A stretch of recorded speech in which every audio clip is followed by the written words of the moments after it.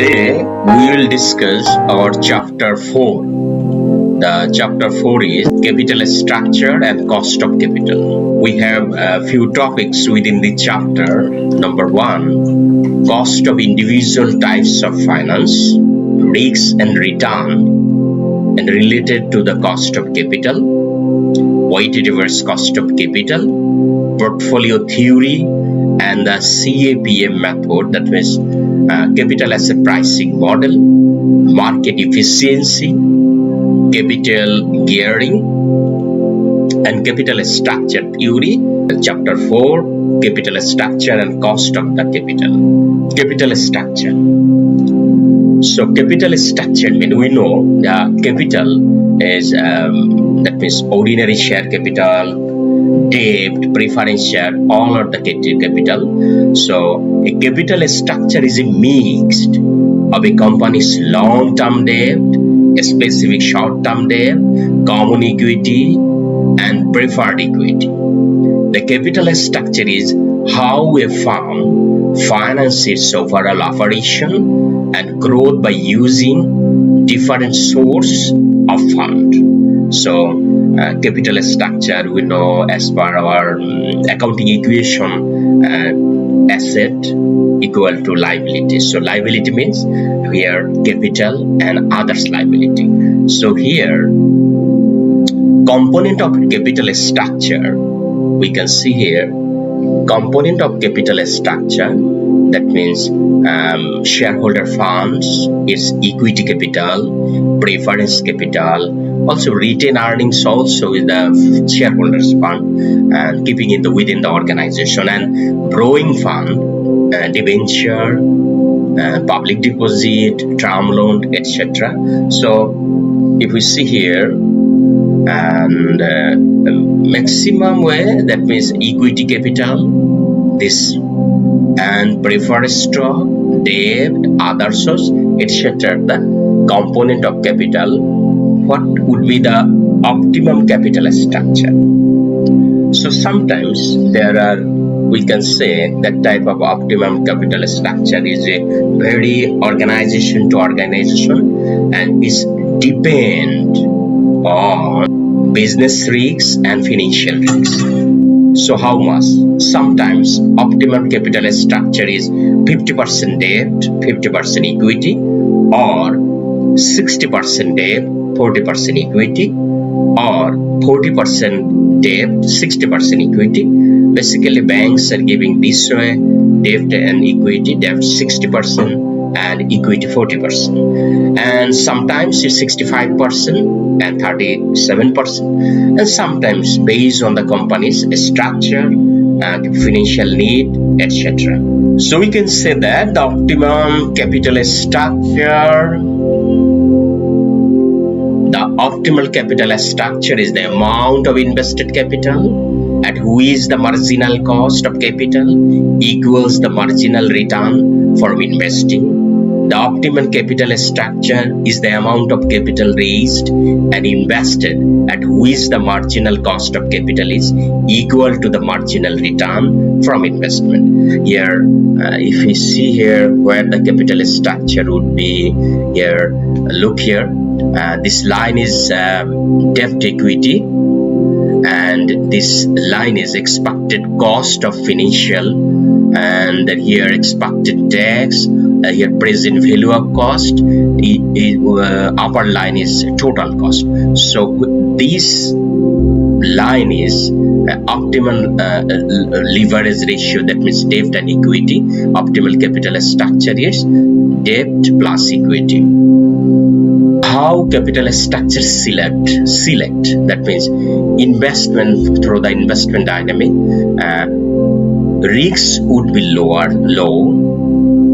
If risks low, then return also low, and where interest capital back and ownership, no ownership right, and here that means this debt, if we say the debt, take the for example, debt and equity is the capital structure, means your risk is low but low return, interest also have to pay the interest, and capital should be back, that means debt amount have to back to the banks or other institution where we take the amount. And ownership, here is no ownership right, because the owner of the amount is the another organization. So performance here can be sometimes more based on the efficiency of the management.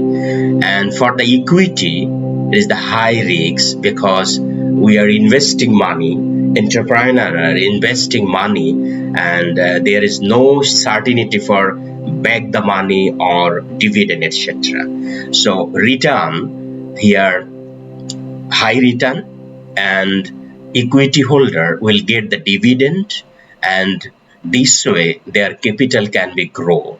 So ownership right is 100% is here, equity holders, and voter right also. So debt holder, they have no right for voting within the organization, and equity is the permanent, but debt is temporary.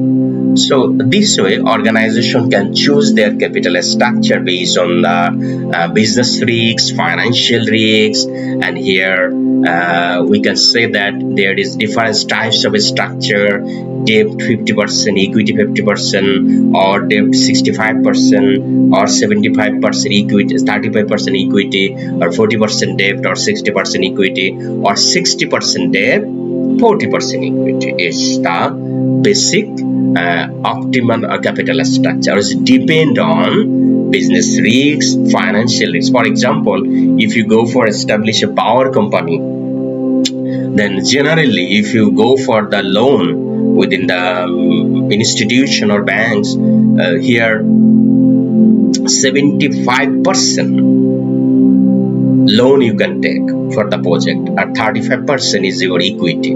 But another project, simple, for example, a garments or other thing, here banks are giving you 60% loan or debt, and 40% you should keep the 40% equity. So this way is differ organization to organization. So that capital structure. And cost of capital. So here cost of capital refers to the opportunity cost of making a specific investment. It is the rate of return that could have been earned by putting the same money into a different investment with equal risks. Thus, the cost of capital is the rate of return required to pursue the investment to make a given investment. So cost of capital here, if we go for weighted average cost of capital, there all cost is including here. Here cost of equity, look here, this one, and cost of debt. Here cost of capital within the graph, the optimal level of weighted average cost of capital in this line, and degree of leverage is here. So weighted average cost of capital is middle side. So cost of equity generally high, but cost of debt is generally low, because here tax effect we are adjusting with the tax, because effective rate should be lower than the prescribed rate. For example, if you take the loan from the bank, 9% interest, but if 30% is the tax rate, so effective rate would be 9 multiplied by 3. 2.7% would be less from the 9%. So effective rate would be lower than the prescribed rate. So that's why weighted average cost of capital is the middle side between cost of equity and cost of debt, or cost of preferred or cost of bond. Cost of individual types of finance. The company's overall cost of capital is based on the weighted average of this cost. For example, consider an organization with capital structure consists of 70% equity, 30% debt. Its cost of equity is 10%, and after tax cost debt 7%. That weighted average cost of capital would be, look here, 70% of 10% is the cost of equity, and 30% of 7% is the cost of debt, So if we add it after multiplying, then we'll get 9.10%. So it is the weighted average cost of capital. But it is look here, cost of debt is 7%, and cost of equity is here 10%. So here it is the between the equity and debt. So here capital structure, leverage ratio or coverage ratio also within this chapter. So choice, the capital structure choice. Factors affecting capital structure of a company or a firm. The factors are trading on equity. Trading on equity, that means how equity can trade or quoted within the market. For example, if listed company, that you can trade the share, that means equity share, ordinary share, but a private company cannot trade their share openly. And these are the written control. Size of company, nature of business, amount of capital required, cost of financing, growth rate, period of finance, flexibility, profitability, timing, tax, attitude of lenders, purpose of financing, etc. are the factors affecting capital structure of a company. So cost of capital is the cost of organization pays to raise fund through bank loan or issuing bond. Cost of capital is expressed as an annual percentage. And weighted average cost of capital, we know it, is the arithmetic average mean capital cost, where the contribution of each capital source is weighted by the proportion of the total funding it provided. Weighted average cost of capital usually expressed as an annual percentage also. Cost of borrowing simply refers to the total amount paid by the debtors to ensure the loan as the fund, including financing cost, account maintenance. That means cost of borrowing and cost of capital is not the same. So cost of borrowing means how much money you have to pay for the borrowing. There are different types of cost include here. Sometimes few companies are taking the insurance cost also, fund insurance cost, for maintenance cost, account maintenance cost also include the borrowing cost also. Cost of debt is the overall leverage rate an organization pay on its debt, etc. And cost of equity means is a part of company's capital structure. It means the return of demand by a stock market investor who will bear the risks of ownership. And cost of fund refers to the interest cost that financial institutions pay for the use of money, usually expressed as an annual percentage. Risks and return in relation to the cost of capital. How cost of capital relate with risks and return. So companies use the cost of capital to judge whether the project is worth the expenditure of risk. So investors use this metric to determine whether an investment is worth in the risk compared to the return. When the required rate of return is equal to the cost of capital, it set a stage for a favorable scenario. That means all investment have the required rate of return, expected rate of return. If the return is cost of capital is equivalent or less than the rate of return, that it can be taken because profit will come from here. And capital asset pricing model will we'll do some math also. So here how the express here, look here. So here this color line is the risk premium. The left side is coming the return and right below risk market. So here this line is beta for the market B1. Here risk-free rate, this one the risk-free rate, and market return is that. So difference between risk-free rate and market return, that means market return minus risk-free rate, then we'll get risk premium. And risk-free rate is normally taken as the yield on a long-term government bond. In Bangladesh, we are using treasury bond, the rate of treasury bond in this country where the project company is based. So here, this graph is the capital asset pricing model. Here, risk and return optimizing within this line through using the beta.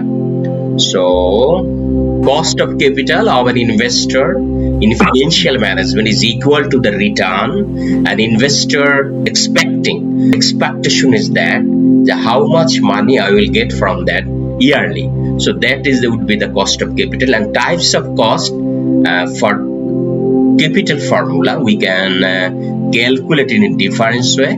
Cost of equity capital. Generally we are using the CPFA method. And cost of debt capital. Cost of debt capital here major part is interest rate, and within this interest rate we are adjusting the tax rate, because effective rate that goes down. And then weighted average cost of capital, that means weighted of equity multiply cost of equity plus weight of debt multiply cost of debt. So this way we can calculate the weighted average cost of capital is here. The weighted average cost of capital is a calculation of company's cost of capital in which category of capital is proportionally weighted. So this way we can say. And so optimum capital structure we have seen, and we can say that there is no hardened rule of optimum capital structure based on the industry, based on the company's nature, etc. So cost of capital components we can say cost of debt, cost of prefers, cost of common, cost of bond, everything is the component of weighted average cost of capital we can calculate here. Generally three types: cost of debt, preference share, and common stock. Cost of capital formula, this is one graph. The below formula details how they calculate cost of capital for a company. Here, look here, the cost of capital means that here is the cost of equity, that means risk-free rate of return, generally and treasury bond plus beta of the sectoral multiplied by equity premium, and here multiply with the weighted of equity, that means market capitalization. And where we are adding after tax cost of debt is come from risk-free rate, default speed, 1 minus tax rate. So here multiply by weight of debt, then we'll get the cost of capital. So here relationship between asset, capital structure, and dividend. So relation between assets, capital structure, and dividend. So if we see here, number one, asset, inputting here. So from here we get the earning before interest tax utilizing all assets within the organization. And here, so from the earning before interest tax we are paying interest to the debt holder. Okay, then from the common stock we are collecting equity and inject money within the organization. And from earning before interest tax, here look here, this arrow. So here we are paying first we pay the interest to the debt holder, then we pay our tax, then we will get earning after tax. And from the earning after tax we have to pay dividend, number 4. And after paying the dividend, how much money left, that goes for retained earnings. Also that retained earnings adding with the equity portion, because this retained earnings owner is equity shareholder. So this is the relationship between assets, capital structure, and dividend. So here some positive, some negative, etc. This is the relation. So here, capital structure and financial statement, how relate. So look here in left side is the income statement where we are putting revenue, expense, profit, income, and this come from here. Look here, we are calculating cash flow statement. Yeah, we know cash flow, operating, financing, investing, and then from the here financial cost to the go to the creditors and asset generating revenue. This asset from the balance sheet generating the revenue, and here investing is goes for red line asset. This asset revenue, and then capital structure, that means our liability, equity, etc. in the capital structure. Financial cost we are providing to the creditors, and also dividend to the shareholder through the equity holder. So undistributed profit to retain earnings or equity here within the organization. So here capital structure and financial statement that can relate this way. So risks associated with the cost of capital. The cost of capital is comprised with three key risk components. One is risk-free rate of return, business risk premium, and financial risk premium. So what is risk-free rate of return? The risk-free rate of return is an investment completely free of risks, that means treasury bill in our country. And so business risk premium, a business risk premium is associated to increase the rate of return due to the uncertainty of the future. And financial risk premium, the financial risk premium is another factor into the cost of capital, since the company's current debt level and interest payment to debt holder will play a role in their attempts to the profitability. So higher risks equal to higher cost of capital equal to higher expected return. So if you can take risks, then the expected return would be higher. So here we calculate cost of capital. We know we can use the capital asset pricing model, and here capital budgeting decision is next time. So here CPFA model we have seen here. So there are various approach for computing the cost of equity capital. So cost of equity capital computation, different types of formula here. Generally we are using CPFA model. So in this approach, it is the popular. So the cost of equity capital, the formula is that. So cost of equity equal to risk-free rate of return plus beta multiplied by market risks and risk-free minus risk-free rate of return. So everything is saying here. And another thing is bond yield plus risk premium approach. It also the cost of equity calculation based on the given data. This formula would be that cost of equity equal to yield on long-term bond plus risk premium. This approach is subject to procedure to estimate the cost of equity. In this approach, a judgment and judgmental risk premium to the observed yield on the long-term bond for the firm or company is added to get the cost of equity. And another one, dividend growth model approach. So within dividend growth model approach, this formula we can use. So the price of an equity stock depends ultimately on the dividends expected from it. It can be represented as follows.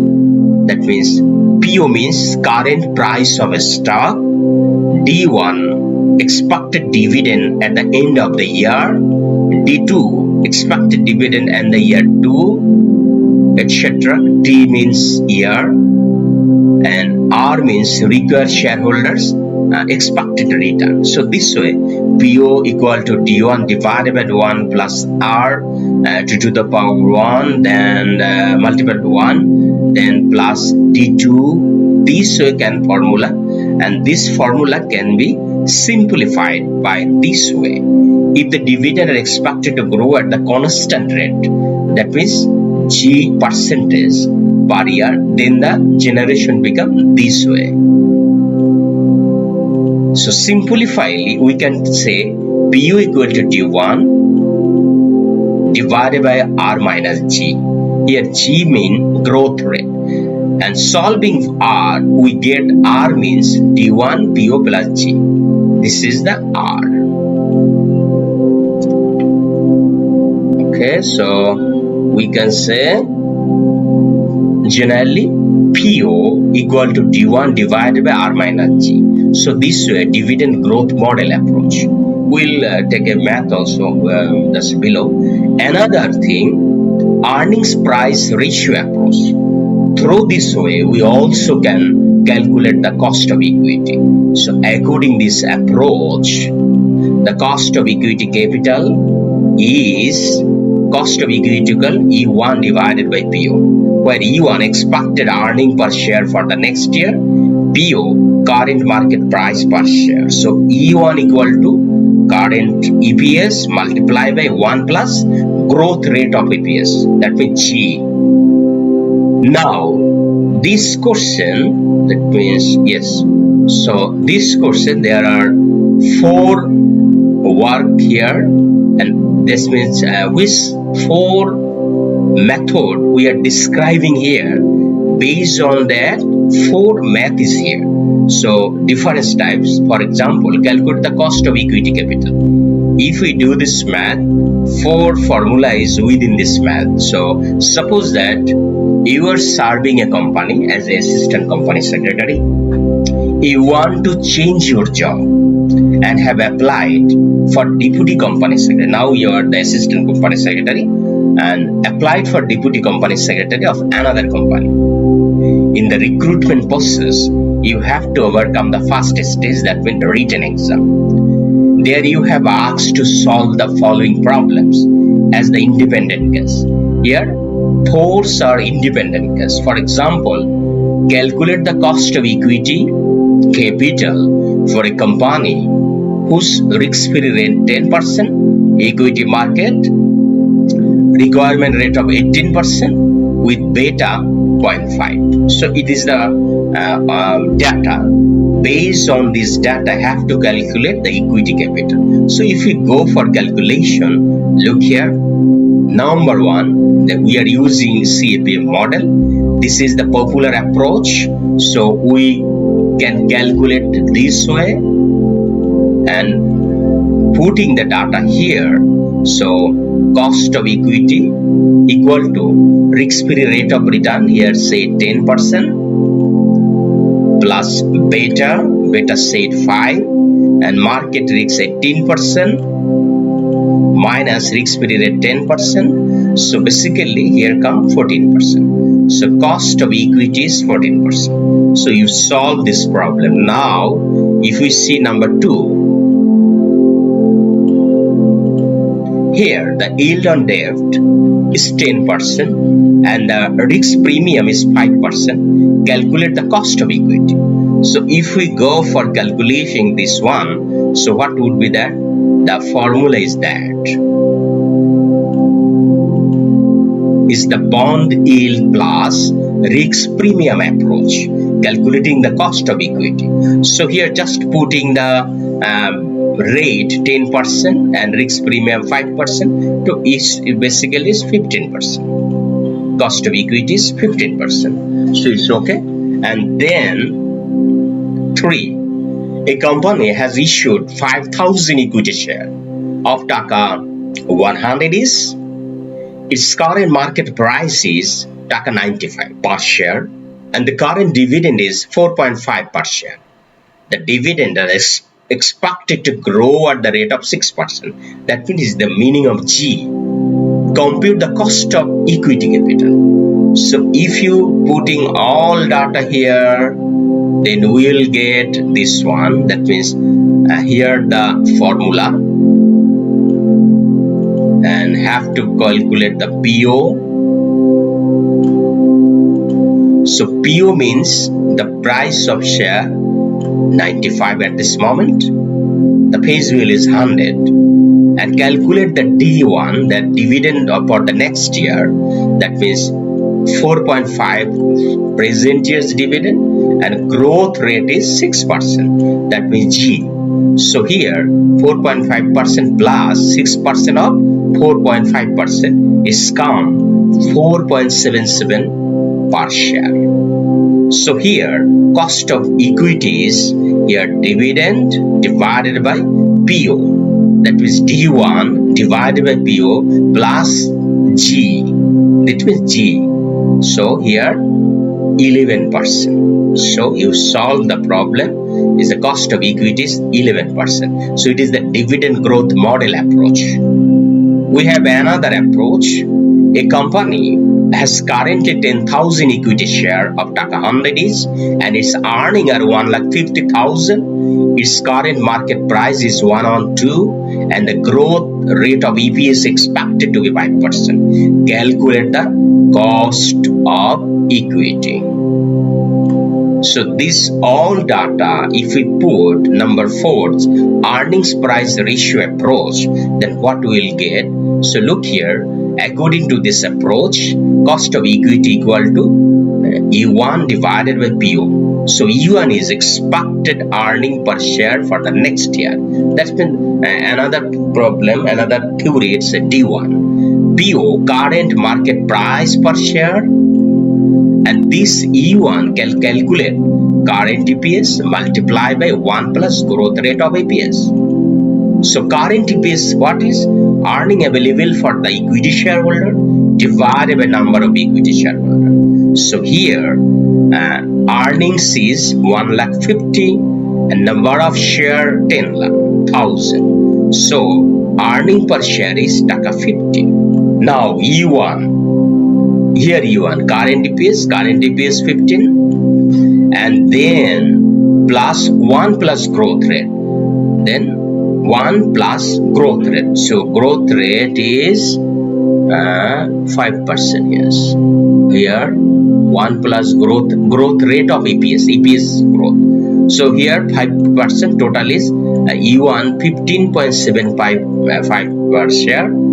KE, that means 15.75 divided by 112. So 112 means it said that the current market price of share is 112. Previously it was 95.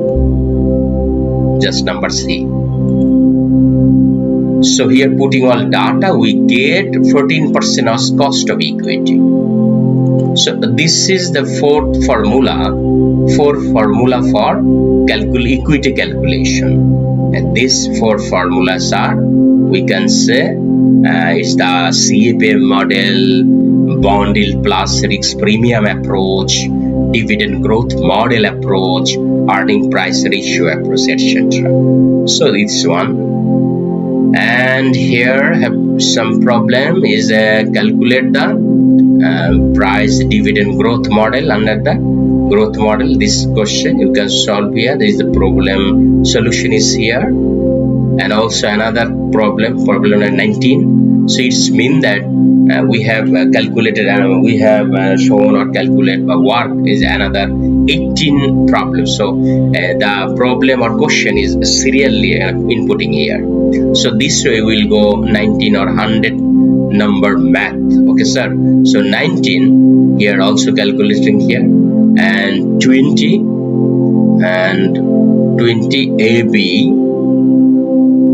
So it is the solution of 20 AB, very small. B, weighted average cost calculation or weighted average cost of capital. Okay, then now portfolio theory.